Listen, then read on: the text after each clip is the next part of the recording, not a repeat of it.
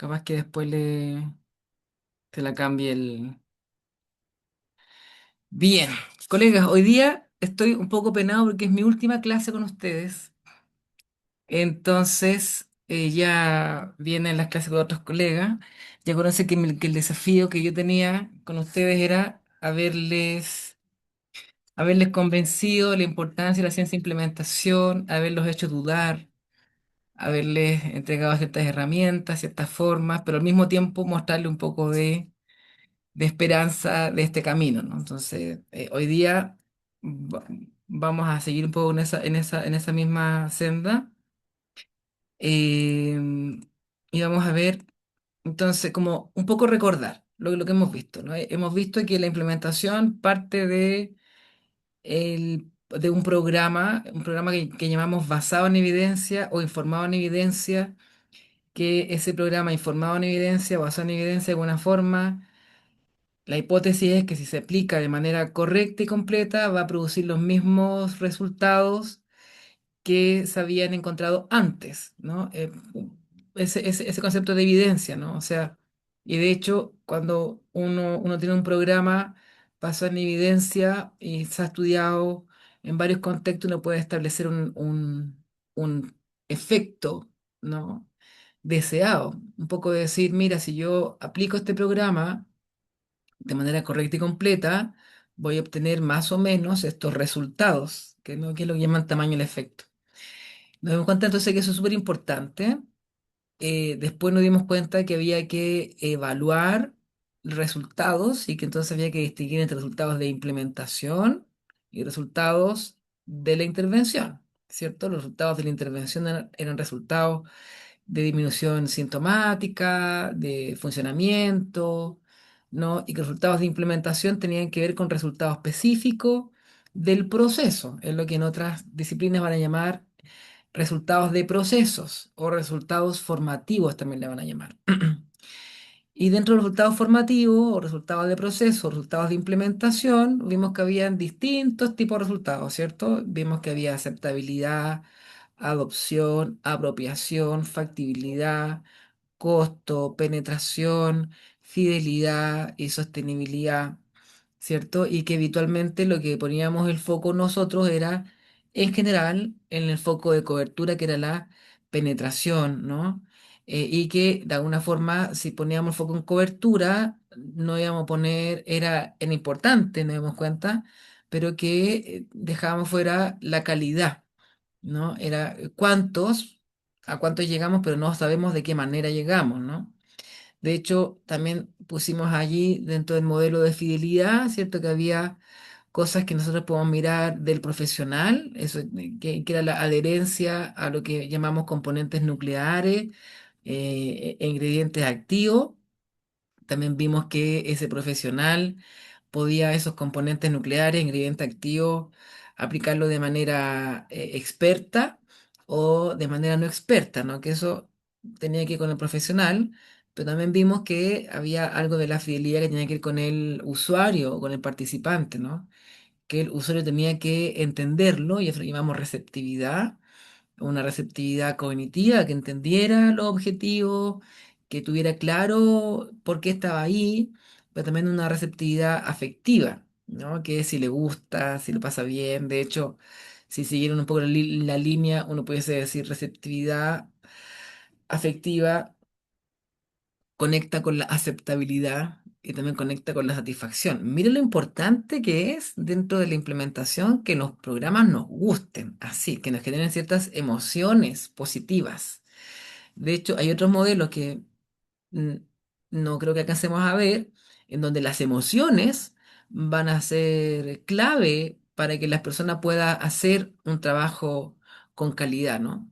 Y por otro lado, tiene que ver con la cantidad de exposición de la persona a la intervención, ¿no? Que ahí llamamos la duración de la sesión, la cantidad de sesiones, el intervalo entre sesiones, que era importante, y que también saber que en ese proceso habíamos distinguido componente nuclear, ingrediente activo, pero también habíamos distinguido el componente periférico, que son aquellos aspectos que no pudiese modificar para ajustarla al contexto, y eso vamos a llamar adaptación. Piensen que lo que estamos haciendo con todo esto es pensar en que si hay un programa que funciona en cierto contexto, ¿cierto? Basado en evidencia, es como que tuviésemos una planta, ¿no? Y entonces tenemos una planta plantada en cierto lugar. Nosotros sabemos que si pescamos la planta y la ponemos en otro lugar, así nomás, capaz que la planta se nos seque. Necesitamos hacer algunos ajustes al contexto. De hecho, si quisiéramos plantar distintos programas o plantas en distintos contextos, hay que hacer cosas en cada contexto, ¿no? Por eso que nos fuimos a mirar otros modelos que nos hablaban de la importancia de entender la lógica de las fases de implementación, ¿no? Que los programas van pasando por cierto tipo de maduración, vimos que no es lo mismo, que hay que tomar atención en eso. También vimos que habían modelos que nos permitían tomar en serio los problemas de implementación y entrar en procesos de cambio, ¿no? O sea, cuál es el problema, cuál es la evidencia que existe en ese proceso de cambio. Y después nos detuvimos a pensar que eh, la implementación va a depender de una serie de factores, dentro de los cuales espero que ya quede claro que el programa en sí mismo, la innovación es uno de ellos, y vimos que había dimensiones de la innovación que había que mirar. Ahí estamos en el modelo CEFIR, ¿cierto? Esas dimensiones del programa tenían que ver con qué tan la fuente del programa, si se siente parte o no, la evidencia, los costos, la complejidad, el empaquetamiento. ¿Se acuerdan de eso?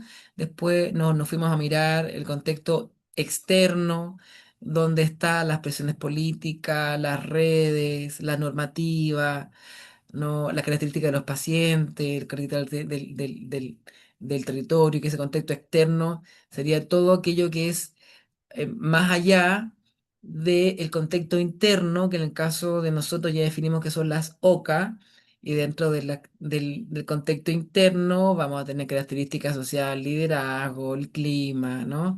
Después nos fuimos a mirar que dentro de ese contexto también están las personas, y nos interesaban las personas, y ahí, de hecho, en la última actualización, la Laura va a hablar también de los procesos de actitud de las personas y también los procesos, ¿sí? Hasta ahí llegamos, y entonces ahí nos dimos cuenta que es posible hacer una especie de diagnóstico de implementación, tomando en cuenta los distintos problemas en cada uno de los dominios, y que frente a cada problema existiría una cierta solución o una cierta estrategia de implementación. ¿Se acuerdan? Hasta ahí habíamos llegado.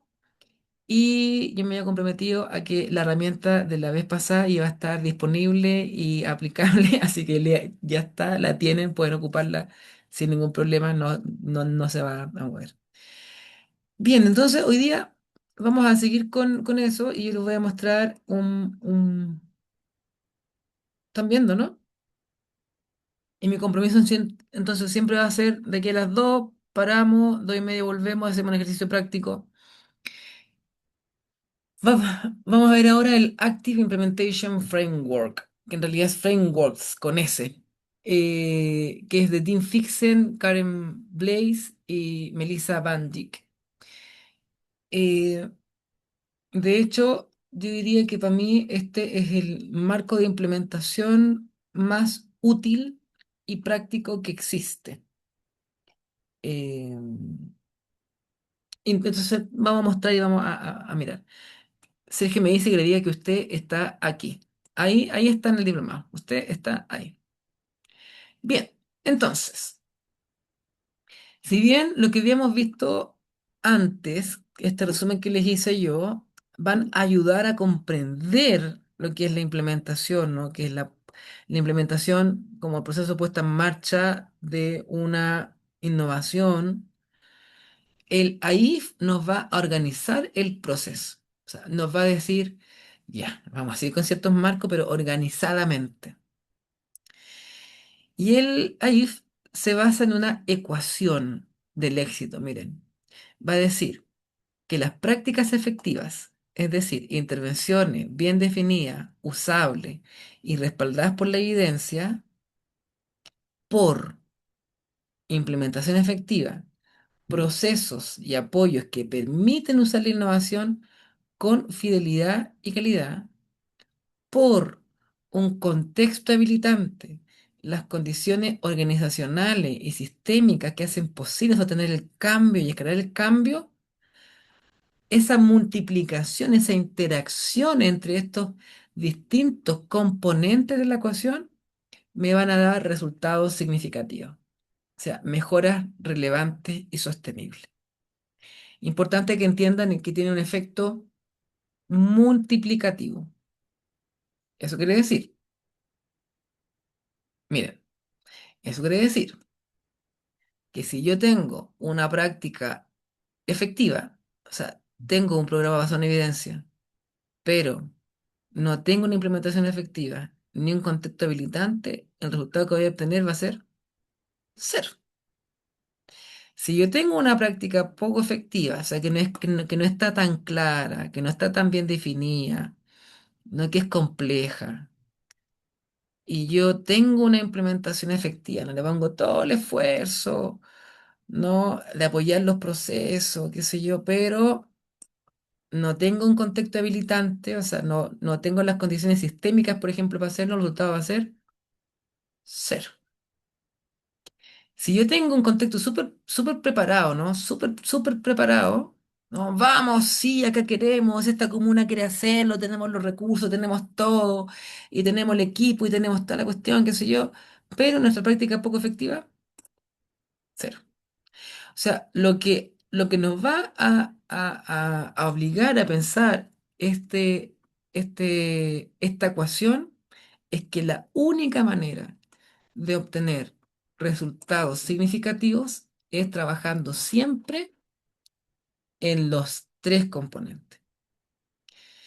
Eh, ¿qué pienso yo que pasa, no? Yo creo que pasa que tenemos prácticas que no son tan efectivas, implementación que tampoco es tan efectiva y contextos que no son tan habilitantes.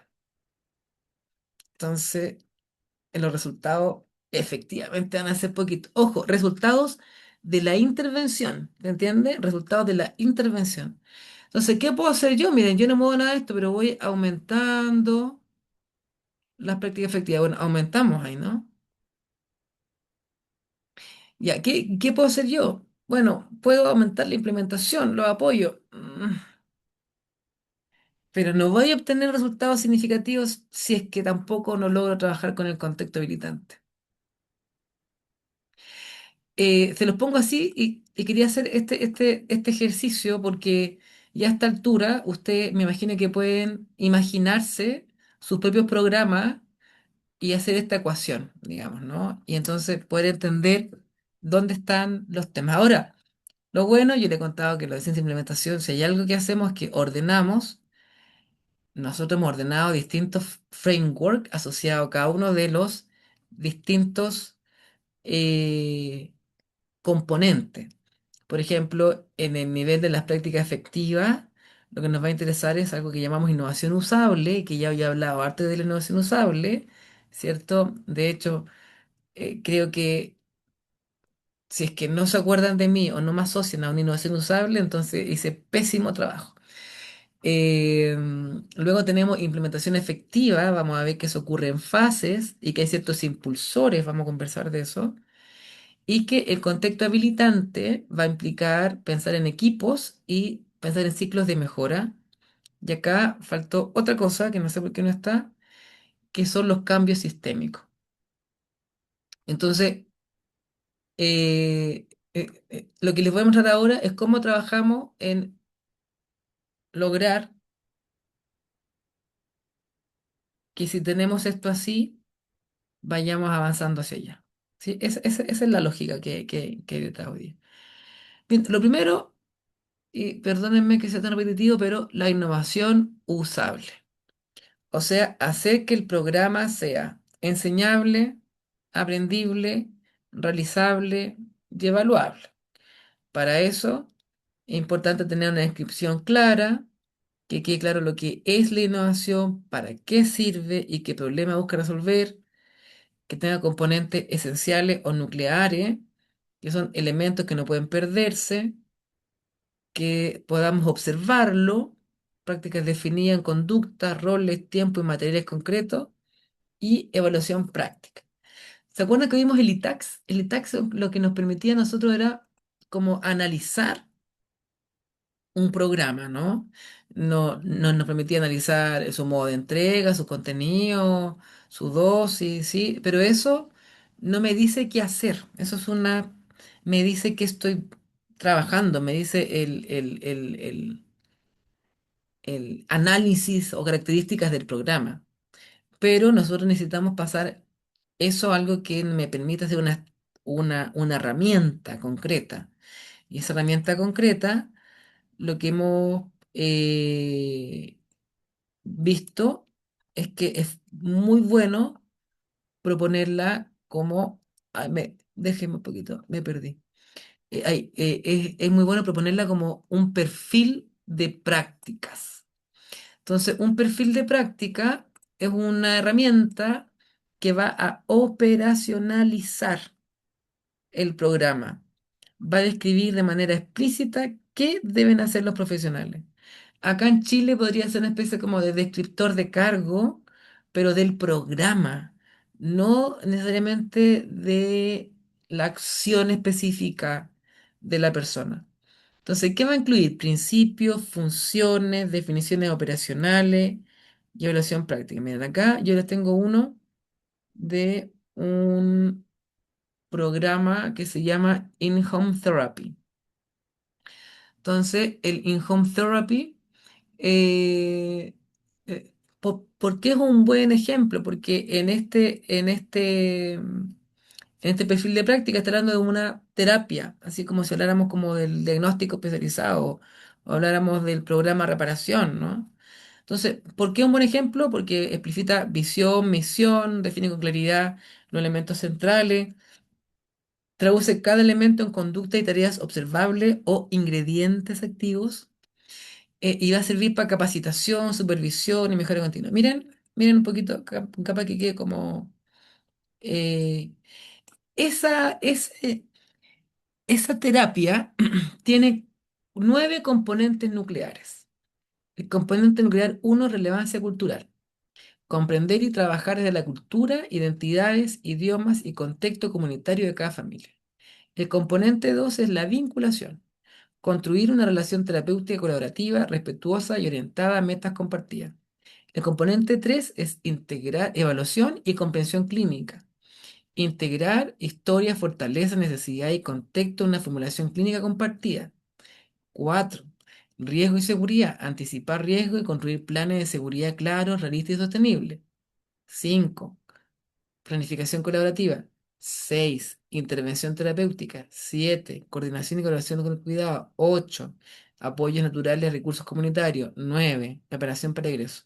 ¿Les suenan parecidos estos componentes, no? Por eso yo puse este ejemplo, porque a mí me da la impresión que los programas que ustedes trabajan tienen componentes como estos. Ahora, estos serían componentes nucleares, pero queremos que sean enseñables, aprendibles, evaluables y escalables, y que sirvan para la capacitación, la supervisión, ¿no? Por lo tanto, tenemos que avanzar un poco más. Y estos se operacionalizan un poco así, miren. Cada componente nuclear va a tener ingredientes activos y cada ingrediente activo va a tener prácticas ideales en desarrollo e inaceptables. En este caso, por ejemplo, tenemos el componente nuclear vinculación. La vinculación es el proceso continuo de unirse eficazmente a la familia para construir metas compartidas con escucha, empatía, respeto y atención a sus fortalezas y necesidades. Esa, esa definición no es mía, es la definición que hace el programa de ese componente. Y luego, el programa de ese componente dice, los ingredientes activos son primer contacto, orientación al servicio, voz de la familia y compartir información. Y dice, entonces, el primer contacto debiese ser de esta forma. Contacto rápido, explica el servicio, explora idioma y necesidades, Acuerda la primera reunión según conveniencia familiar. Eso es lo que debiese ser el ideal. Pero también va a decir, lo que no podemos aceptar es que espera demasiado, no ofrece opciones y presenta el servicio como obligatorio y rígido. ¿Ven? ¿Te dan cuenta ahí que define una línea de práctica para cada componente, para cada ingrediente activo? Entonces, voz de la familia. Escucha a todos los miembros, verifica comprensión y revisa avances, dificultades y compromisos en cada sesión. La práctica ideal. Lo que sería inaceptable es supone progreso sin preguntar o habla con una persona en nombre de toda la familia. Entonces, esto yo puedo entrenarlo. ¿Te dan cuenta? Yo puedo entrenar los componentes, que conozcamos los componentes, que conozcamos los ingredientes. Podemos explicar por qué cada componente es importante, podemos explicar por qué cada ingrediente activo es importante, podemos hacer simulación frente a esto, podemos hacer cápsulas de esto, o sea, nos ordena la innovación. Y también podemos decir cuándo se nos escapa, ¿no? De lo que no queremos. Y si se dan cuenta, si uno tiene un perfil como este, es un perfil de componentes nucleares e ingredientes activos. ¿Dónde estaría la adaptación? No cae aquí, que es lo que nosotros queremos. La adaptación son, no sé, eh, que le entrega una ficha distinta, color distinto, pero no el corazón concreto. Lorena, Hola Rodrigo, hola hola. compañeros, compañeras. Me quedé con una duda para Sí, pensar esta tablita. En el ítem de en desarrollo, sí. debemos pensar en cómo se está implementando, cómo se está haciendo, evaluar la situación actual. O sea, ¿cómo ocupo esto yo? Lo ocupo antes, lo ocupo en entrenamiento, ¿cierto? En entrenamiento lo ocupo. Lo ocupo antes en capacitación. Lo ocupo durante en supervisión. Yo voy a observar y miro en esta tabla y veo, por ejemplo, si el Rodrigo, yo estoy observando una entrevista de él y veo si el Rodrigo tiene el primer contacto en práctica ideal, en orientación al servicio, en práctica de desarrollo. Veo si es que el Rodrigo está incorporando la voz de la familia, o está inaceptable. Veo si es que Rodrigo está compartiendo información en reuniones. O sea, sirve para capacitar, sirve para entrenar. Suponte que nos damos cuenta a nivel país que la mayoría de las personas no incorpora la voz de la familia o está en práctica en desarrollo. Ah, entonces tenemos que hacer una cápsula para todo el mundo de la importancia de la voz de la familia como ingrediente activo. Y entonces también sirve para generar procesos de mejoramiento. Pero es tan importante definirlo así porque es la manera de mantener fidelidad. ¿Sí? Entonces, mientras más claro esté el perfil de prácticas del programa, más fácil va a ser capacitar, enseñar, evaluar, incluso escalarlo. Y también es más fácil para la persona verlo, ¿no? Porque ya si yo sé que el componente de vinculación implica todos estos elementos, yo voy a estar atento a eso. Después tenemos las fases, ¿no? Que cuando ya tenemos un programa, ¿cierto? Basado en evidencia o informado en evidencia o fundamentado en evidencia, lo están llamando ahora, tenemos que pensar que más o menos pasan 4 años en que tengamos la implementación, ojo en el concepto, completa. La implementación completa es cuando al menos el 50% más uno de los profesionales están aplicando el perfil de prácticas de manera fiel. Mire lo difícil que nos pone la ciencia de implementación. O sea, si en un programa hay 10 profesionales, vamos a decir que está en implementación completa cuando 10 profesionales hayan logrado tener todos estos ingredientes activos en práctica ideal, de todos los componentes. Entonces, cada una de estas etapas, miren, nos va a poner una serie de desafíos. Por ejemplo, en la etapa de operación va a implicar crear un equipo, evaluar necesidades. Ah, y de nuevo, esto también aparece en distintos niveles. Por ejemplo, uno puede pensar que cuando el servicio busca un programa, está en fase de exploración, ¿no?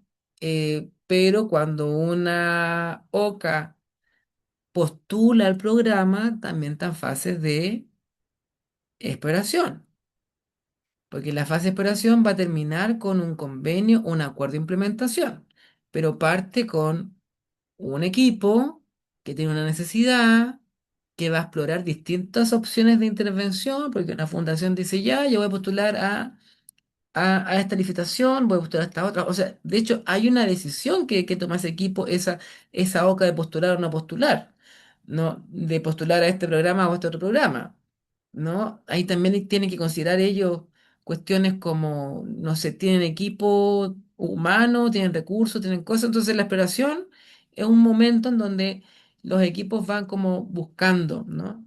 Pero explorar, tener un convenio firmado, no implica empezar la implementación.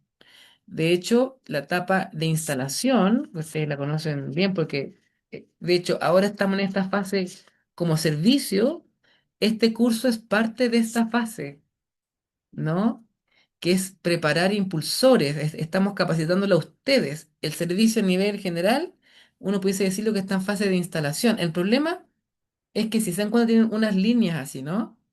Uno está en fase de instalación, pero al mismo tiempo de implementación y al mismo tiempo implementación completa. Hasta siempre es como así este proceso. El tema es que hay que cumplir cada hito, porque si no, uno hace como el ejercicio de pararse encima del tablón. Si el tablón se cae, entonces no logramos el hito completo. Esto lo van a ver con mucho más detalle, ¿no? Yo quiero mostrárselos así, ¿no? José, sí. Perdón, me disculpo. La tecnología y yo tenemos un amor no correspondido y no encuentro dónde poder levantar la manito, así que por eso hago la Dale, seña dale, dale, yo, gráfica. yo, yo te veo. Mira, lo que tengo que plantear ahora es, en el fondo, es una consulta y a la vez también un comentario, porque tiene que ver con que estamos centrados en lo que es la implementación. Ahora, la implementación tiene que ver con algo concreto, con algo que tiene que ocurrir, con algo que tiene que generarse, con un proceso que tiene que andar. Entonces, estaba pensando un poco a partir de cómo leer esta matriz, por ejemplo, que tú nos estabas presentando recién. Hay un campo que queda, como decía la Lore, que es esta columna en desarrollo.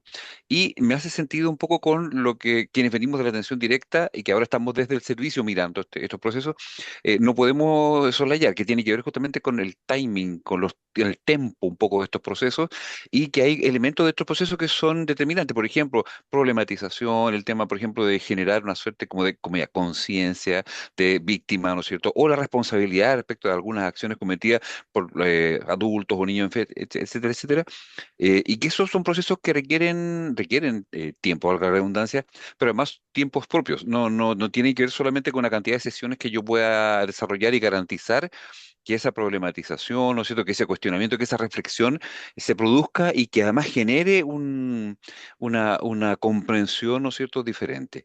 Entonces, Ahí, es déjame, cierto, déjame ordenarte eso, ¿sí? Ujú, Lo que me estás diciendo es que en los programas hay un componente nuclear para ti, que sería el proceso de problematización, ¿cierto? ujú, Ya, y que ese proceso de problematización, como componente nuclear del programa, estamos acá, estamos en la innovación, es uno de los componentes nucleares de los programas, y ese componente nuclear sería problematización. Y por lo que te estoy escuchando, primero, un ingrediente activo de esa problematización sería la identificación del problema. Otro sería, por lo que entendí, como el compromiso de la persona a acercarse a resolver ese problema. O sea, de hecho, podríamos llamarle a ese componente preparación para el cambio. Y si ponemos preparación para el cambio, ya también tenemos ingrediente activo y ahí se nos aparece, por ejemplo, toda la línea de entrevista motivacional. Ya, pero ahí tienes el qué se va a hacer, esa cosa, ¿no? Ese componente específico. Y entonces va a haber personas, el profesional. Ah, y otro ingrediente activo es el respeto a los tiempos personales, que fue lo que tú planteaste. Ujú. Fíjate que es un ingrediente activo de un componente específico de un programa. Me van siguiendo todo, ¿cierto? Me, díganme si me siguen esto, porque si no me siguen, paramos. La, la propuesta de José fue decirme, para. Los que venimos de la práctica encontramos esto. Y yo se lo estoy tomando y digo, ya, con tu lectura de la práctica, lo que me estás diciendo es que los programas requieren un componente dentro de su perfil de práctica. Y ese componente, el perfil de práctica, le vamos a llamar, no sé, programatización. Y esa programatización tiene distintos ingredientes activos que yo puedo observar cuando yo voy a ver el profesional. Por ejemplo, uno de esos que dice el José que es muy importante es el respeto del tiempo del paciente. Entonces, una práctica ideal podría ser algo así como el terapeuta respeta y acompaña los tiempos del paciente. Eso es práctica ideal. Y práctica inaceptable, el, el terapeuta no respeta y acelera los procesos del paciente o los alarga demasiado. Práctica en desarrollo, el terapeuta no toma en cuenta el tiempo del respeto. ¿Sí? No sé, ahí tienen algo que yo puedo observar, mirar, qué sé yo, no, no. Y a José lo pone como componente nuclear y nos pone como ingrediente activo. Listo, José. Tenemos entonces nuestra cosa, nuestra innovación. Lo que nos va a decir entonces este otro framework, que es que cuando ya tenemos la innovación, el programa, claro, dígame, ¿qué más claro que esto? ¿Qué más claro que decir que este programa tiene estos componentes y cada componente se traduce en estas conductas? Eso es clarísimo. Después de tener eso, José, nosotros pasamos a entenderlo por fase. Para que la persona, el terapeuta, lo pueda aplicar aquí, para que lo pueda aplicar acá, tienen que pasar por distintas fases, José. Por ejemplo, esa OCA tuvo que crear un equipo, tener un líder, coordinadores. Esa OCA tuvo que evaluar las necesidades que ellos tenían. Esa OCA tuvo que haber visto este programa tuyo. eh, va- Vamos a llamarlo como de problematización. Tiene que haber visto ese programa. Tiene que haber tenido las condiciones para implementar este programa, tiene que haber evaluado si ese programa les parecía a ellos o no. Por ejemplo, una OCA puede ser una OCA que dice, no, ¿sabéis qué? Nosotros trabajamos con 10 sesiones nomás. Y la otra dice, no, a nosotros no nos importan las 10 sesiones. Entonces, este programa tuyo no tiene sesiones. ¿Te das cuenta? Tu programa puede ser bien libre. Entonces, una OCA que tenga en la mente que hay sesiones limitadas versus una OCA que dice no, acá no da lo mismo. Va a decir, el programa José es mucho más compatible conmigo, entonces lo voy a tomar. Vio, por ejemplo, o la otra oca dijo, ya, ok, ya en vez de 10 vamos a hacer 15 porque hicimos la literatura y buscamos que en realidad este proceso, si se hace bien, José, si se hace bien este proceso de problematización que está súper estudiado, no puede pasar más de 4 sesiones. De hecho, ocurre en procesos de consejería, de adicciones, de cambio de peso, la mayoría de la gente no está, la mayoría de las personas, cuando se enfrenta a este proceso, no reconoce el problema. Yo estoy de acuerdo contigo, pero tampoco se puede extender la vida, no. Entonces hay un tiempo. Listo. Esa OCA dice, vamos a implementar el programa de cambio de conciencia de José. Luego, después de eso para implementar el programa de cambio de conciencia de José, tiene que preparar la organización, pues, ¿no? Tiene que crear la oficinita, comprarse el cojín, comprar no sé qué cosa, tener los papeles, imprimir esto, tener la secretaria, capacitar a todo el mundo en el modelo del José, ¿no? Y eso implica tiempo, implica materiales, generar un cambio administrativo, conseguir recursos. No sé, en el caso de que fuera algo más público, implica asumir el retraso administrativo de la firma de los convenios, de los acuerdos de colaboración, ¿no? Del traspaso de recursos implica instalarse, pues, ¿no? Y después de eso, estos profesionales del José comienzan a implementar el programa Cambio. de conciencia. Pero allí, en ese programa Cambio Conciencia, tenemos que ir viendo si lo están haciendo bien, porque algunos podrían apurar los procesos, otros lo pueden hacer más lento, otros no está cumpliendo el proceso, qué datos tenemos para eso, qué medidas de implementación lo estamos tomando. Vamos a empezar con ciclos de mejoramiento, todos están con un nivel alto. Cuando pasamos un nivel alto, bien, están todos nivel alto, entonces todos saben el perfil de práctica, vamos a aumentar el proceso, vamos a mejorar los resultados, incluso vamos a empezar a escalarlo, José. Vamos a decir, mira, sabéis que atendíamos 10 pacientes y ahora tenemos la posibilidad de aumentarlo a 20, a 20. Pero pasó por todas estas fases, ¿te dan cuenta? Eso es lo que nos muestra. Entonces, acá tengo un caso que quiero que analicemos de la lógica de las fases. Miren, se firma un convenio con la OCA X de la comuna de Implementópolis para la ejecución de In-Home Therapy, dirigido a cuidadores de niños, niñas y adolescentes, derivado por dificultades de conducta, conflictos familiares y riesgo de vulneración de derechos.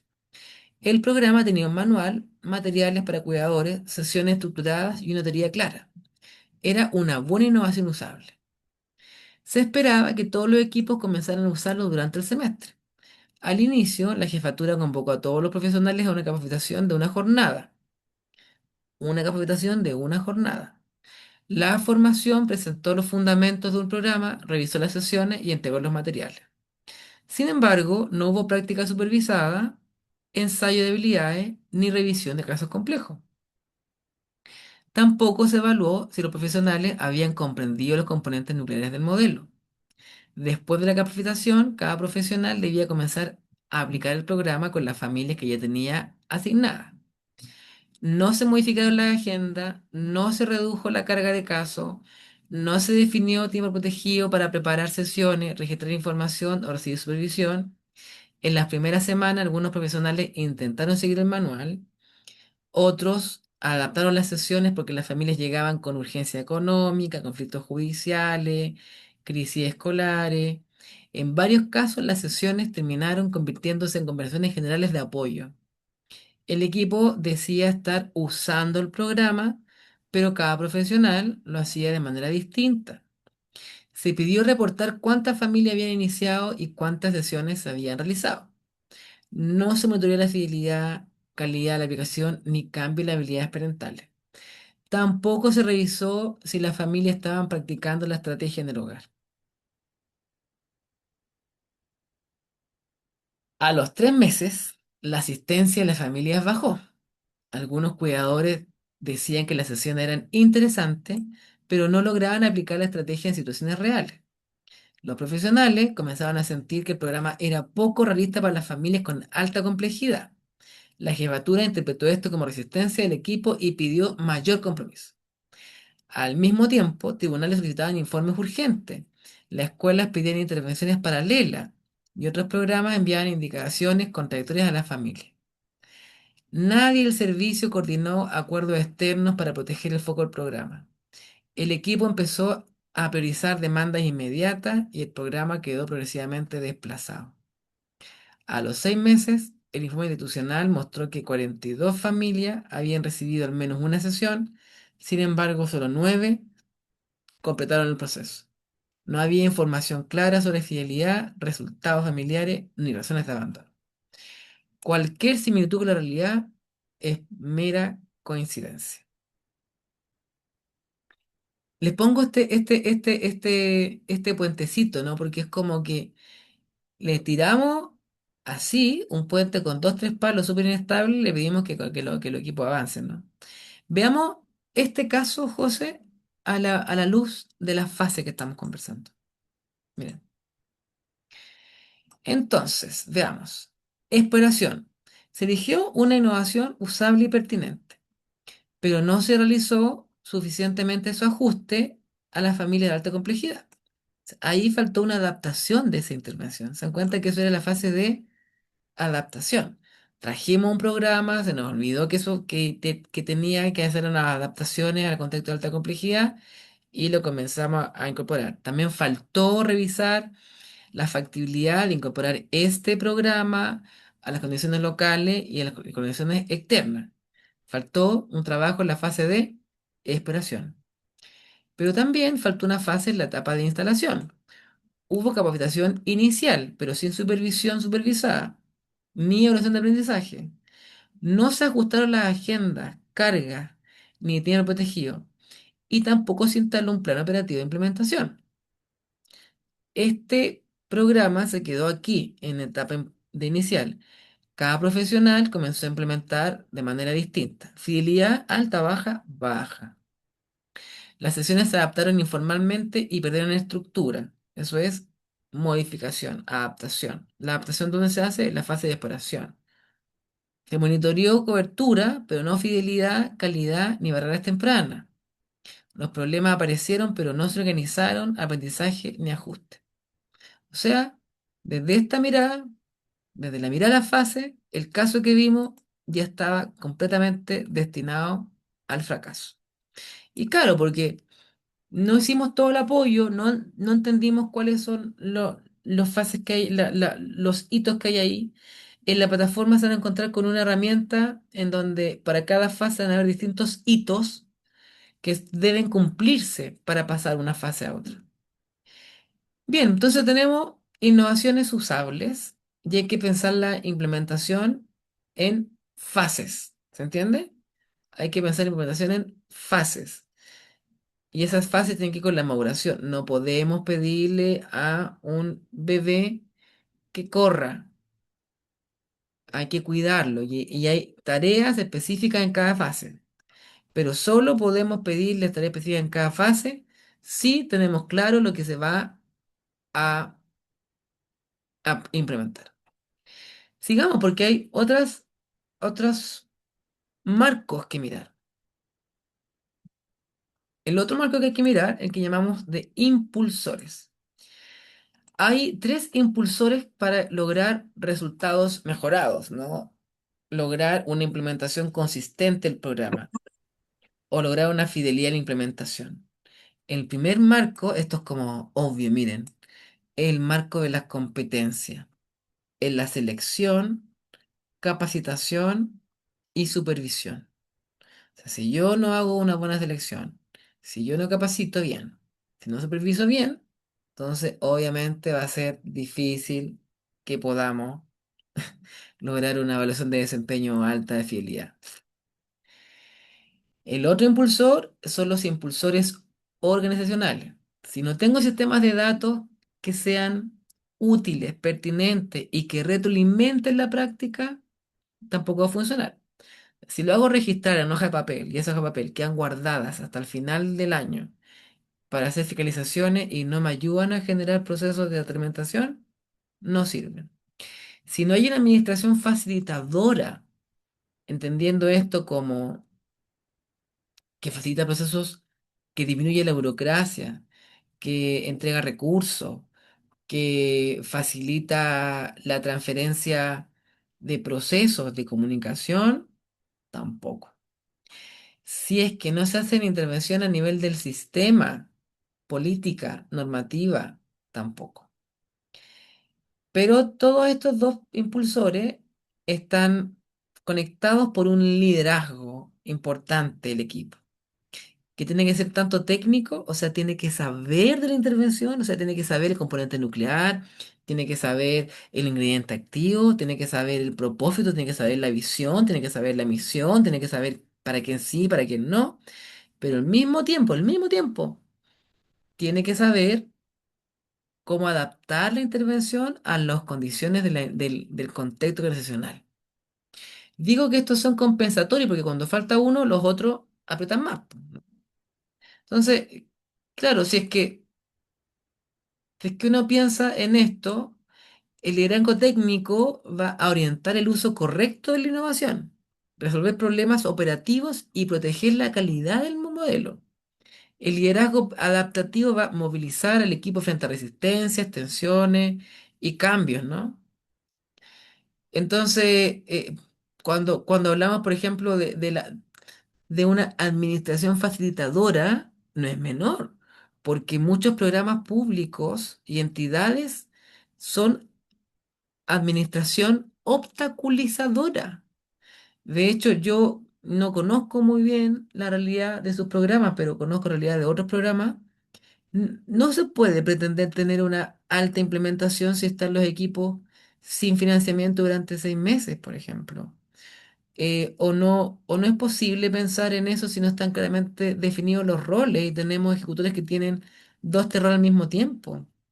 No podemos pensar en que los equipos, yo no sé, yo insisto, desconozco su realidad de los programas de ustedes, ¿no? Pero en educación, por ejemplo, no se puede pretender que se trabaje con procesos psicoeducativos si no se le entregan materiales.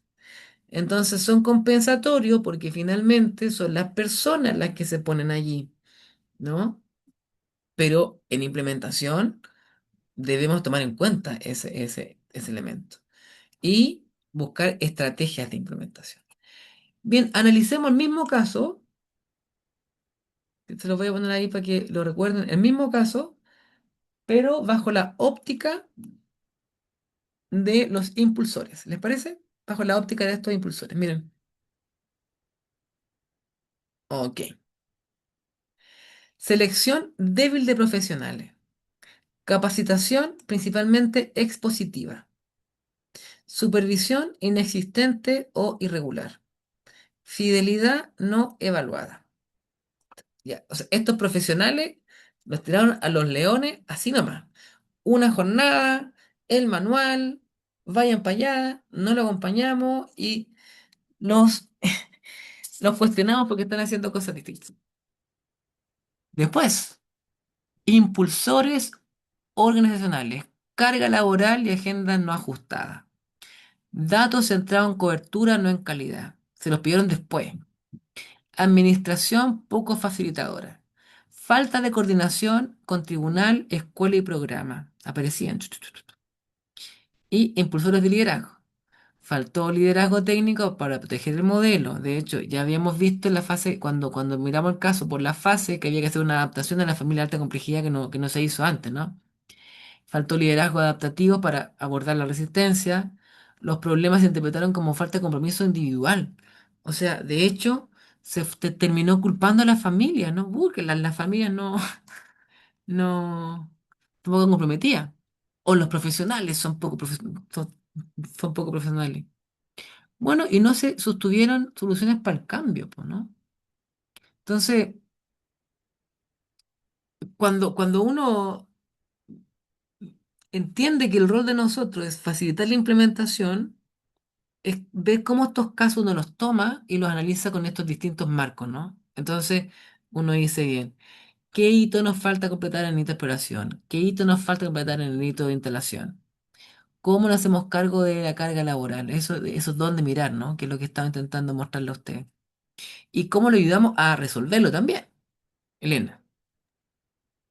Rodrigo, a mí, o sea, escuchando todo lo que señala respecto a los impulsores, perdón, organizacionales, como que y tomando el caso incluso, ¿cierto? Como esto que aparece ahí, la falta de coordinación con tribunal, escuela y otros programas, como, ¿cómo se aborda eso? Porque principalmente yo pienso hoy día en el tema con los tribunales de familia, porque independiente que uno pueda hacer coordinaciones, llegar a acuerdos, etcétera, de verdad que muchas veces el intersector u otras instituciones, como el ejemplo que estoy dando, rema para otro lado nomás, pues, ¿cachai? Entonces se escapa del control que uno pueda tener, porque finalmente como muchos de los elementos que estamos viendo acá, uno como en el marco de la implementación podría corregir, mejorar, pero en los impulsores organizacionales siento que a veces pueden ser sumamente relevantes, pueden tener un impacto tremendamente negativo, por ejemplo, una implementación de algo, pero es algo que se escapa un poco del control, Ya, entonces ahí esa, quizás... esa es, me encanta tu frase porque lo que se escapa del control, nosotros no podemos hacerlo. ¿Se ¿Mm? acuerdan del caso de la asistencia que veíamos la vez pasada? Yo les decía, no, esa directora decía, pero si acá la gente es así, ¿yo qué puedo hacer? La gente falta nomás. Eso es lo que tenemos que darle una vuelta. Sí, hay una parte donde no controlas, pero hay una parte que sí controlas, que sí podemos hacer un cambio, que sí podemos buscar. Y eso implica entonces siempre pensar en dónde. Bueno, pues no lo adelanto, porque acuérdense que la próxima semana ya parten con... Este es el panorama general y ya van a partir con estrategias más específicas. Ahora, Elena, si quieres saber específicamente eso, que te comente la evidencia, anda al Buster Zephyr, pone allí que ese es un problema y te va a recomendar estrategias basadas en evidencia. Pero sí, o sea, ¿qué nos pasa? Nos pasa habitualmente que tenemos esto y que nos sentimos autoeficaces y pensamos que esos son elementos que están fuera de control. Yo espero que después de este diplomado, parece que tienen un trabajo en equipo para poder trabajar, en ayudar a otro equipo, sean capaces de identificar estrategias de ese tipo, ¿no? Yo hoy día les muestro los marcos, cómo ver, ¿no? De dónde ver. Oye, quedan 5 minutos. Déjenme mostrar otro marco. Entonces tenemos innovación usable, uno, dos, fases, ¿sí? Tres, impulsores. ¿Me siguen, cierto? ¿Sí? Ok. Y aquí la Elena nos puso el otro impulsor, que es el equipo de implementación. Y el equipo de implementación, creo que acá el equipo de implementación es el encargado de hacer gran parte de estos cambios que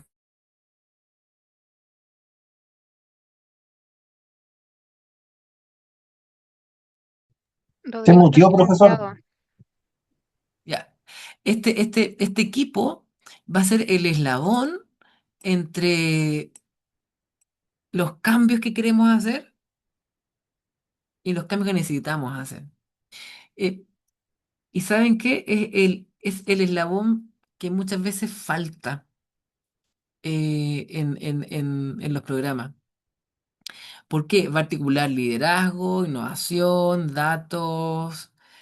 Y las funciones van a ser conocer en profundidad la innovación del programa, guiar las decisiones de implementación, coordinar apoyo, rol y tiempo, monitorear avances, barreras y resultados, generar impulso y sostener el cambio en el tiempo. O sea, es un equipo que no es el equipo de coordinación, que no es el equipo administrativo, es un equipo de implementación. Y miren, funciona un poco así. El equipo de implementación está a la base, hay una coordinación, una supervisión técnica, alguien que monitorea datos y hay un representante ejecutor. Están ustedes como asesores técnicos acompañando ese equipo de implementación y en algunos casos hay actores relevantes que participan según la necesidad, ¿no? Como por ejemplo las redes, los tribunales. Pero todos estos espacios de implementación son para hablar de la implementación.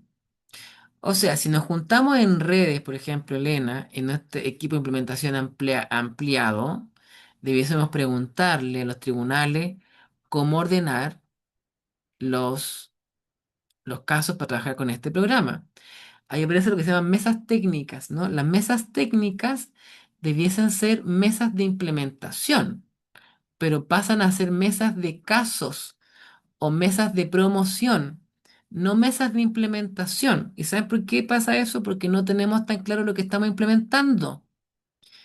Entonces, eh, yo tengo muchos amigos jueces de familia y entonces yo he estado conversando con ellos a propósito de esta semana, ¿no? Entonces, yo le pregunté a ellos si conocían este programa de diagnóstico clínico especializado. Me hablaron maravillas del programa, ¿no?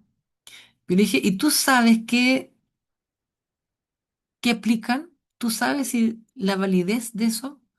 Tú no. Entonces, ¿cómo sabes que resultan? No, es que yo confío. Ah, entonces tú no conoces eso. No, y tú conoces el equipo. No, y tú no. ¿Y cómo sabes de eso? Es que yo tengo en una consejera técnica que me cuenta de eso. Y la consejera técnica te ha explicado bien. ¿Cómo vamos a ver si es que no sabemos bien de qué se trata el programa, ¿no?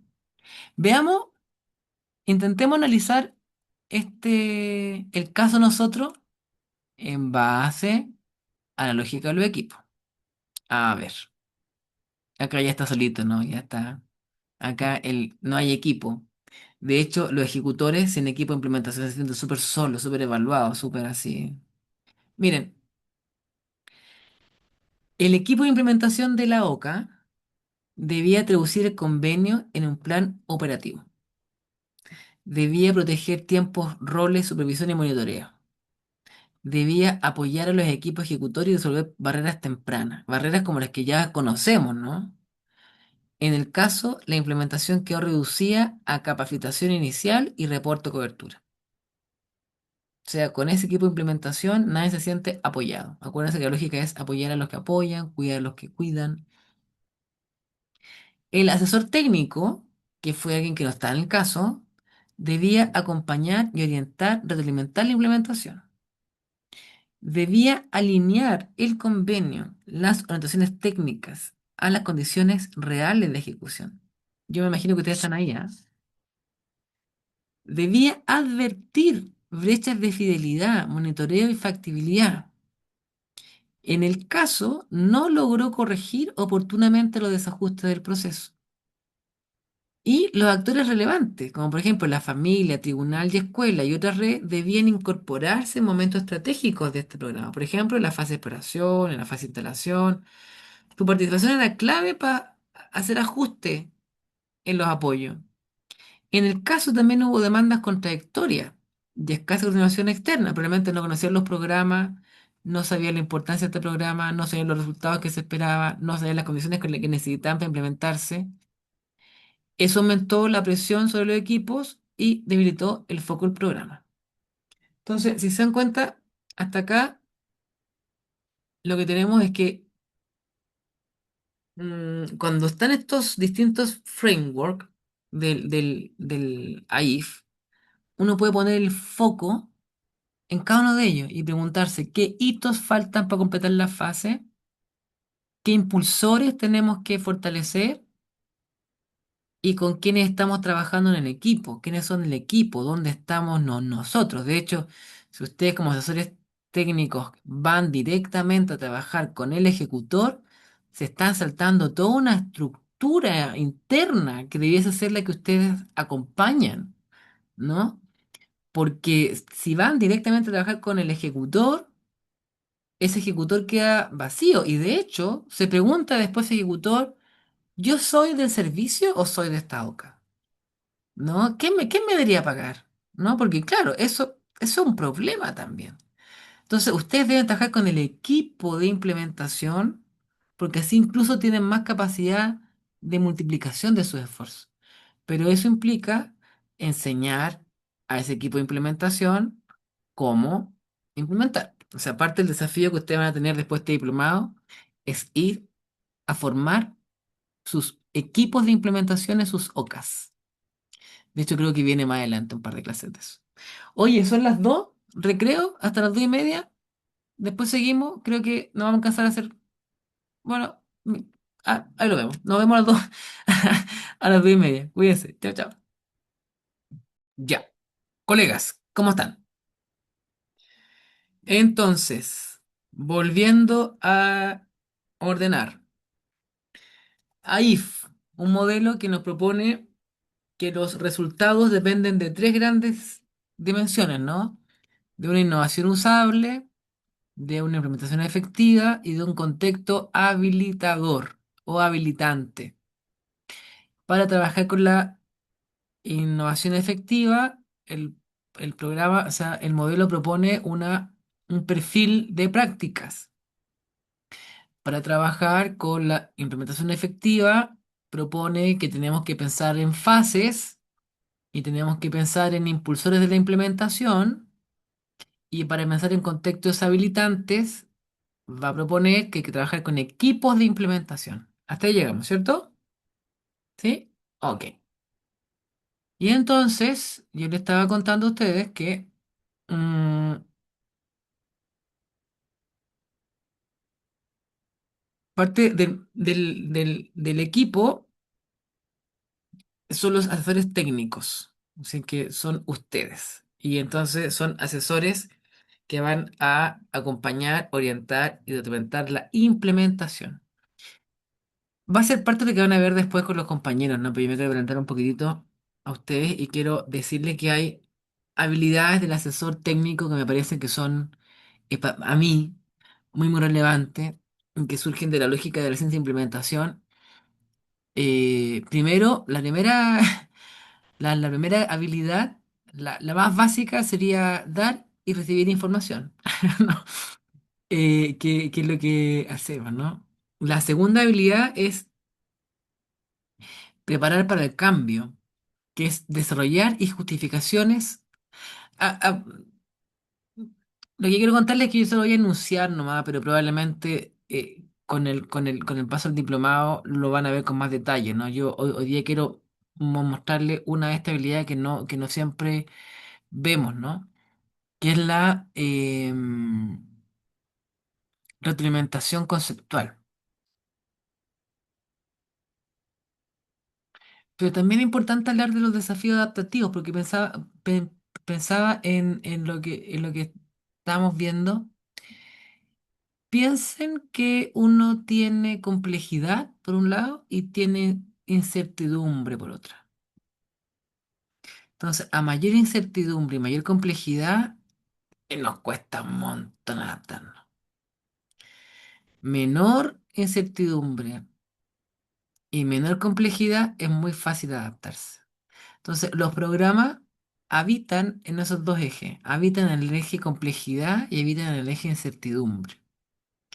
Entonces, gran parte de lo que hay que hacer como asesores es disminuir incertidumbre y disminuir complejidad. Algo como, te los pongo siempre como un ejemplo.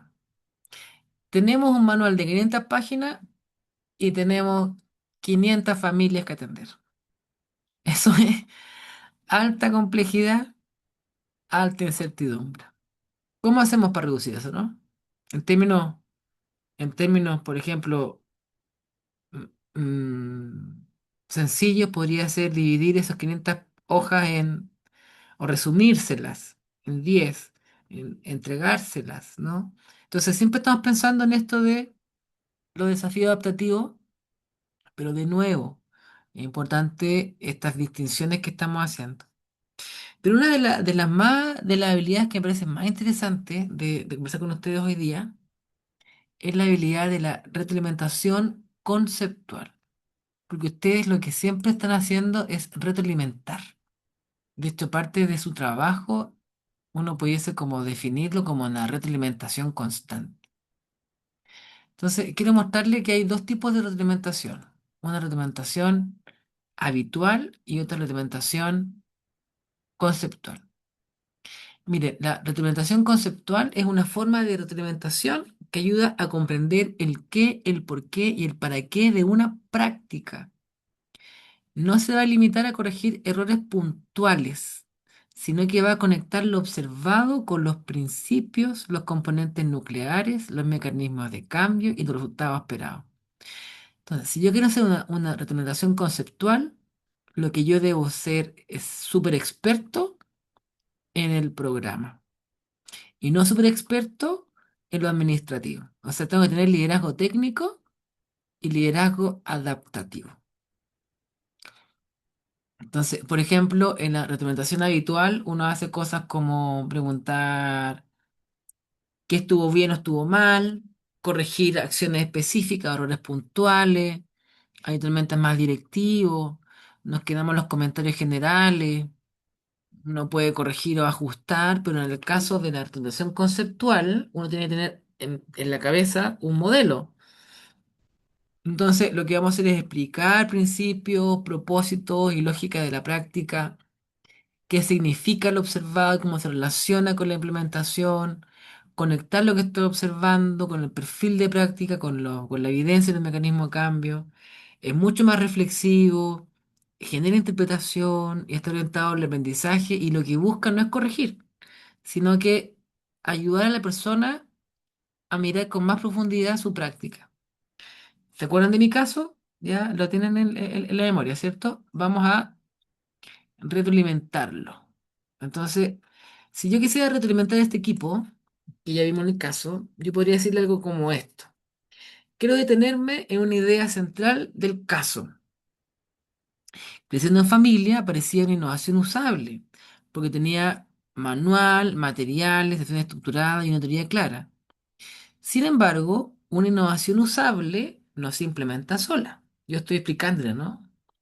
Requiere condiciones de acompañamiento, datos, supervisión para que el equipo pueda aplicarla con fidelidad en la práctica real. Fíjense cómo estoy explicando yo en mi retroalimentación. En lo observado, la implementación se organizó principalmente como una secuencia de convenio, capacitación, aplicación inmediata. Esa secuencia permitió iniciar rápidamente el programa, pero no construyó suficiente capacidad para sostenerlo. La capacitación entregó información, pero no hubo práctica supervisada, ensayo de habilidades, revisión de casos complejos, ni evaluación de comprensión de los componentes nucleares. Esto ayuda a interpretar por qué en la primera semana algunos profesionales intentaron seguir el manual y otros adaptaron las sesiones frente a urgencia. El problema no fue simplemente que cada profesional aplicó mal el programa. Conceptualmente lo que ocurrió fue que el equipo ejecutor quedó obligado a resolver individualmente tensiones que debían haber sido abordadas por el sistema de implementación. Desde el punto de vista de los impulsores, esto muestra una falla integrada. Los impulsores fueron débiles porque faltó supervisión y evaluación de fidelidad. Los impulsores organizacionales fueron insuficientes porque no se ajustaron a agendas, carga laboral ni tiempo protegido. Los impulsores de liderazgo no lograron interpretar las dificultades como señales de implementación, sino como resistencia o falta de compromiso. El dato de las 6 meses confirma esta lectura. 42 familias recibieron al menos una sesión, pero solo 9 completaron el proceso. Ese resultado no debe leerse solo como abandono familiar. Ya vimos, ¿se acuerdan? Esto de la... Cuando miramos. También indica que el programa no logró estabilizarse como práctica institucional. Había cobertura inicial, pero implementación no consistente. El desafío no es solamente aumentar la asistencia o pedir mayor compromiso profesional. El desafío que tenemos juntos es construir la implementación como sistema de apoyo. Para acercarse a la calidad, la OCA necesita definir componentes nucleares, proteger tiempos, instalar supervisión, monitorear fidelidad y coordinar con tribunal, escuela y otros programas para que las demandas externas no desplacen el foco de la intervención. Esa debiese ser mi retroalimentación a la OCA si yo fuera el asesor, porque con esto ya le da un camino, entiende, ¿no? Comprende, pero también sé que ustedes van a ver ejecutores, ¿no? De manera más específica, van a acompañar su proceso. También podemos aplicar esta misma lógica a eso, teniendo en cuenta con mucha claridad el componente nuclear que yo quiero ver. Por ejemplo, en este caso, componente nuclear de vinculación. Voy y observo y retroalimento conceptualmente. Por ejemplo, podría decir algo así. Quiero detenerme en el componente nuclear de vinculación. En el perfil de práctica, la vinculación no se reduce a tener una relación cordial con la familia. Implica unirse efectivamente a ella para construir metas compartidas, con escucha, empatía, respeto y atención a sus necesidades. ¿Qué estoy haciendo ahí? Definiendo el componente nuclear. Te lo estoy explicando. En la exerción observada hubo un esfuerzo claro por explicar el servicio y avanzar hacia el primer contacto. ¿Qué estoy explicando ahí? El ingrediente activo. Es importante porque permite iniciar la relación y reducir incertidumbre. Sin embargo, ten en cuenta que yo en la retroalimentación tengo en mi cabeza la estructura conceptual de lo que debe ser. No le digo, no lo saco de ese espacio. Lo mantengo siempre en el contexto de la retroalimentación. Bien, saliendo de allí, vamos a entrar al último frame, a los últimos dos, es que tienen ustedes que entender, y esto lo vamos a mostrar así muy rápido, que esto es un proceso, que esto no ocurre de la noche a la mañana, que cada una de estas cosas tiene que seguir un proceso de mejoramiento, de hacer, estudiar, actuar, planificar, hacer, estudiar, actuar, planificar. No, cada cosa tiene que ser pensada en este proceso. Y por último, también algo que es súper relevante es que no podemos hacer nada si es que este proceso de mejoramiento continuo no solo ocurre en el espacio de la OCA, sino también comienza a ocurrir en el espacio del servicio, en los espacios mayores. Entonces, este procesamiento, este modelo implica pensar en cambios sistémicos de la institución OCA, pero también de la institución región, pero también de la institución nacional. O sea, implica cambios generales, ¿no? Implica cambios de política, de financiamiento, de monitoreo, de estructura, cómo vamos ampliando las coberturas, cuándo las ampliamos, de qué manera ampliamos, poner ahí detenciones, es decir, bueno, ¿usted quiere cobertura? Tenga cobertura, pero no podemos ofrecer resultados. Queremos resultados, pongamos el ejercicio. Fíjense que mucho a nivel mundial, la ciencia de la implementación ha comenzado a decirle a los gobiernos, ¿saben qué? Déjense de, déjense de huevada, ¿no? Están avanzando hacia puras coberturas y eso genera brechas importantes. No estamos resolviendo el problema. Si usted quiere resultados, hágalo seriamente, ¿no? Y eso implica, da un minuto, y eso implica tomar esto con, con la suficiente seriedad. Por ejemplo, con tanta seriedad que algunos países han comenzado a pensar que el financiamiento no debería estar dado tanto por cobertura, sino que debería estar más bien dado por resultados evaluados independientemente. O sea, yo no te pago por cuántas personas me atendí. Yo te pago por cuántas personas logran completar el proceso con resultados exitosos. Y entonces, pero yo te paso plata antes. Entonces porque ustedes saben que el problema de esto es que yo te paso plata durante, va avanzando, ¿no? Entonces, la manera que he ido pensando otros gobiernos es, yo te paso 100 pesos antes y no te voy a molestar más durante un año, yo te voy a acompañar en la implementación, pero después de un año tú te comprometiste a tener tanto porcentaje de resultado. Si no tienes, me lo devuelves y me pagas. Entonces hay multas asociadas. Eso ha hecho que muchas instituciones dejen esto, lo abandonen, por supuesto, pero otras comiencen a instalar un proceso bien serio de implementación. Paula. Sí, estaba escuchando y igual es coherente con varias cosas que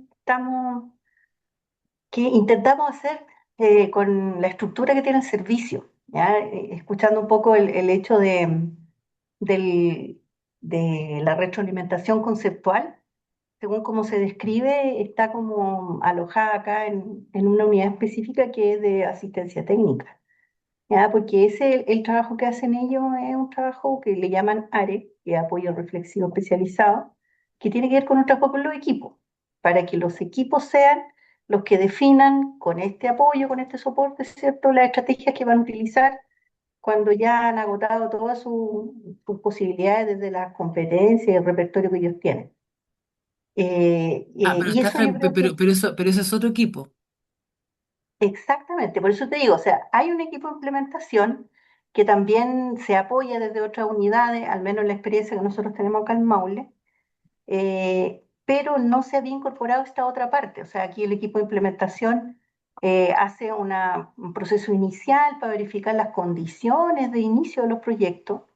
Por otro lado, supervisión verifica el nivel de implementación en toda la etapa inicial. De hecho, hay rúbricas para eso, mirando un poco lo que habían mostrado antes, donde hablaba de los tipos de implementación o donde decían desarrollo, después aparecía, bueno, a nosotros lo tenemos, inicial, en proceso, adecuado.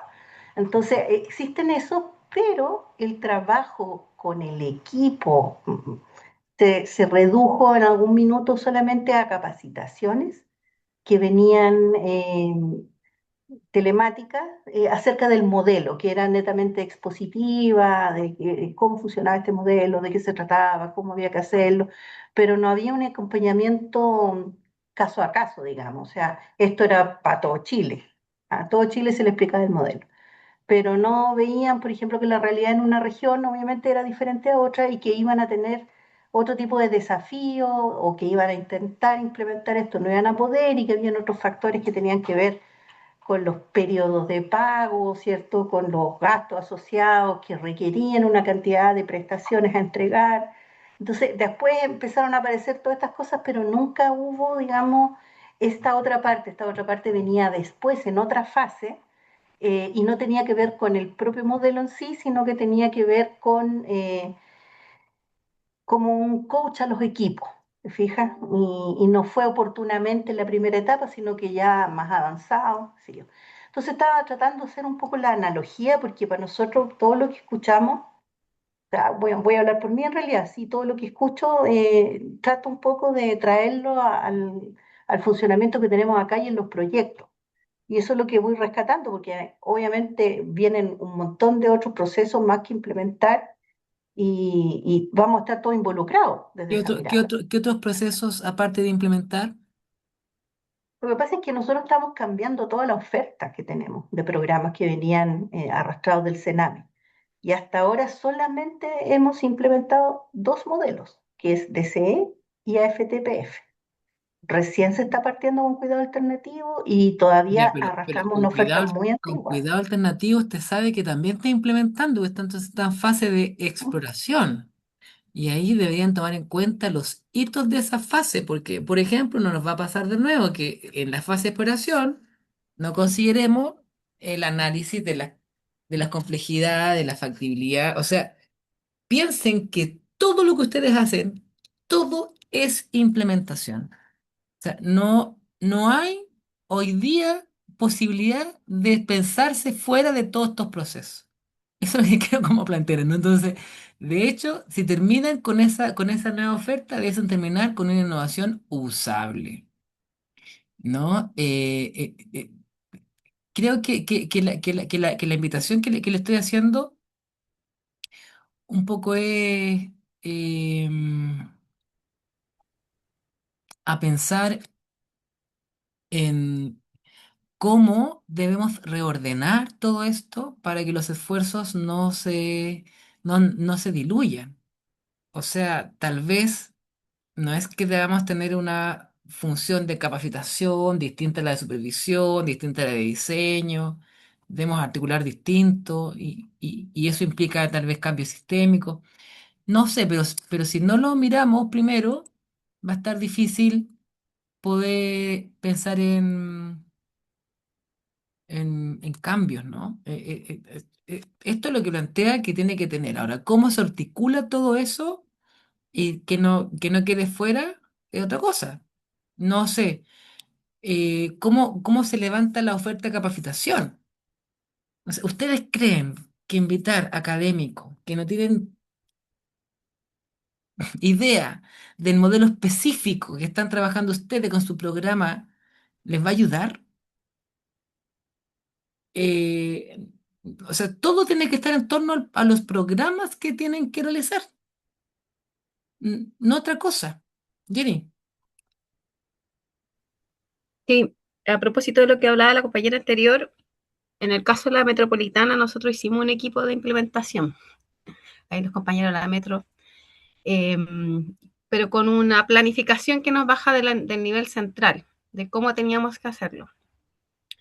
Igual hemos hecho adaptaciones y modificaciones a ese plan de implementación, dado que tampoco era tan específico, por ejemplo, en la acción de algunos equipos, de este equipo de implementación general. Y decía otros, y en ese otro caía la asistencia técnica, por ejemplo. Yo soy asistente técnico, acompaño a los equipos. Y ahí nosotros tuvimos que crear nuestro acompañamiento en la implementación del nuevo modelo de residencial terapéutico del servicio, que se está implementando no todo el país, sino que en algunas regiones. Y ese acompañamiento lo creamos nosotros en vista de las bases técnicas. Nos estudiamos las bases técnicas, al revés y al derecho. Eh, Hicimos una adaptación también, porque la base técnica tiene como 400 páginas. Hicimos una adaptación, bueno, primero conocimos los equipos y fuimos haciendo como un levantamiento de ver cómo estaba el panorama y ningún equipo se había leído las bases técnicas. Ningún equipo sabía de las bases técnicas, sí habían algunos tenían una capacitación que dio a nivel central. Y ya había una ejecución de, cuando entramos nosotros, de 5 meses de la, o sea, como ya estaban los niños, ya estaba en marcha la residencia. Y desde ahí los equipos, como venían, algunos ya habían tenido experiencia de otros espacios residenciales, pero de los otros modelos antiguos, habían ido como ejecutando con el conocimiento que tenían. Bueno, entramos en esa lógica y como vimos que nadie había leído las bases técnicas, nadie, o sea, si habían tenido un acercamiento a partir de esta capacitación, hicimos un manual donde reducimos lo que tú, el ejemplo que tú habías dicho anteriormente, la fase pasada, hicimos un manual donde hicimos un resumen teórico práctico de las bases técnicas y donde hay un espacio reflexivo además de lo que van leyendo. Por ejemplo, una unidad X, trauma, se leen el trauma, se van haciendo preguntas, se analiza un caso y hay un espacio de reflexión. ¿Qué me pasa? ¿Qué me ocurre? ¿Qué pienso? ¿Qué prácticas veo en mi residencia? Etcétera. Y eso después, idealmente, lo vamos conversando en la vista que cuando nosotros vayamos visitándolo. Y además instalamos, pensamos hacer como 7 sesiones, porque tampoco no nos da el recurso humano, somos 6 analistas para 450 proyectos de la región metropolitana que debemos entregar la asistencia técnica. Obviamente no le damos asistencia técnica a todos, pero no nos da el recurso humano. Entonces dividimos el acompañamiento en unas 7 sesiones, donde el acompañamiento lo dividimos en base a los componentes centrales de las bases técnicas, ¿ya? Entonces me hace mucho sentido lo que estoy escuchando y pienso que, a pesar de no saber nada de esto, Iba en buen algo. camino. Y había una luz, sí, Bacán, me sí, heavy, encanta. heavy, heavy. Así que hicimos este acompañamiento, lo distribuimos en distintas sesiones y estamos viendo los componentes como de las bases técnicas, pero desde una mirada práctica reflexiva. O sea, hacemos una bajada teórica como rayado de cancha, pero lo demás es todo experiencial, como desde la práctica reflexiva, y eso nos ha ayudado mucho porque es un aprendizaje mucho más significativo y permanente en los equipos. Ya, pero ahí fíjate que estáis apuntando a una dimensión, ¿no? Ahora hay que trabajar las Eso es otras lo que iba a decir, dimensiones. Sí. eso es lo que iba a decir, porque además todas las otras unidades también participan, pero claro, ¿cómo nos articulamos para que todos eh, eh, vayamos como en una misma línea y no generemos confusiones y trabajemos en isla, pues, con los equipos? Oye, bien, les tengo un desafío. Díganme si pueden entrar al link que les envié por el chat. El chat. ¿Está? Bacán. Es un caso ficticio. Los quiero dividir en los distintos marcos que hemos revisado. Acuérdense que la clase está en el aula, pueden descargarla. Pero entonces quiero que analicen, un grupo va a analizar este caso desde la innovación usable, otro equipo va a analizar este caso desde los impulsores de competencia, otro va a analizar este caso desde el cambio sistémico, así. Entonces, quiero que el mismo caso lo podamos analizar de distintos marcos. Y van a tener para eso media hora y a las 3:30 volvemos y nos contamos el caso desde esos lentes que nos ponemos, ¿no? Lente, innovación usable, lente, y veamos qué pasa, veamos cómo resulta. Bien, salas al azar, vayan, nos vemos a las 3. Estoy aquí. Me llamaron, ¿cierto? ¿O no? Ya bueno. Ya, sí. Ya. ¿Cómo analizamos el caso desde lo leyeron, no? Estamos tratando de ubicar nuestra posición en el universo, profesor, porque las terminologías nos confunden. Equipo de implementación somos los de la dirección regional, somos el equipo que va a ejecutar la atención directa a la familia o a los Sube, usuarios. sube, sube, sube arriba. En la 21. Sube un poquito. Ahí, abajo, abajo, ahí.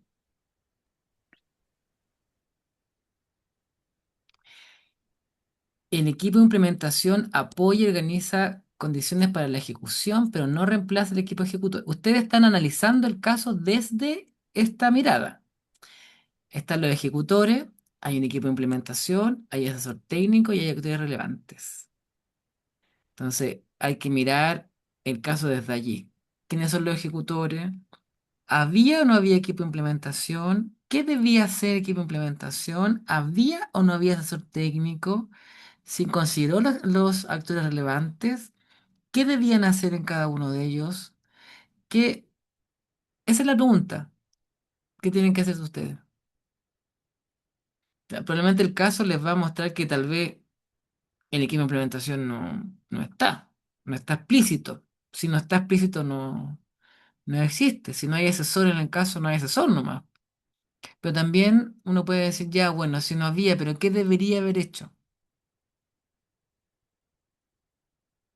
Y ahí ustedes tienen otro problema, porque tienen el problema del anidamiento, ¿no? La regional apoya a el equipo de implementación. El equipo nacional de implementación está apoyado por sus ministerios, pero hay un equipo de la nacional de asesores, que no sé cuál es la lógica, que asesora a la regional, que a su vez asesora a los equipos de la OCA, ¿no? Tienen que pensarlo de esa manera. Aquí estamos mirando esto desde la lógica de los equipos de implementación. ¿Dónde están? ¿Qué hicieron? ¿Qué no hicieron? ¿Qué deberían haber hecho? Esa es la pregunta que tienen acá. ¿Sí? Muy bien. ¿Estamos de acuerdo? ¿Están? ¿No están? ¿Qué Sí, profe, dirían son los ustedes? tres niveles en el...